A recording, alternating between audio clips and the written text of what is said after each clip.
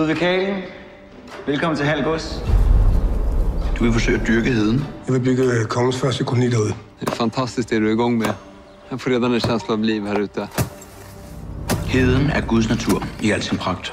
Hvorfor kastrere et vildt bæst, der bare gerne vil være frit? Men har Gud netop ikke sat mennesker på jorden for at skabe civilisation? Gud er kaos. Livet er kaos. Nej, krig er kaos. Men vinderen er den, som kan finde ud af at kontrollere kaos. Det er min jord. Det er kongens jord. Jeg arbejder for kongen. Hold op med at tale om kongen, som om du kender ham.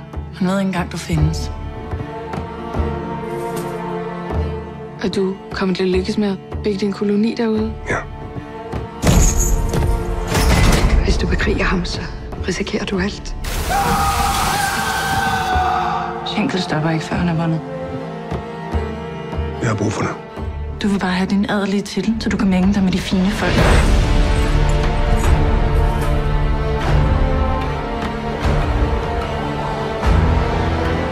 Jeg må væk herfra.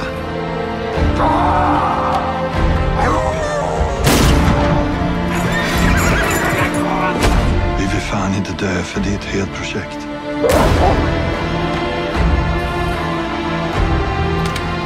Hold dig væk fra heden. Er det forstået? Kaos, Ludvig. Livet er kaos.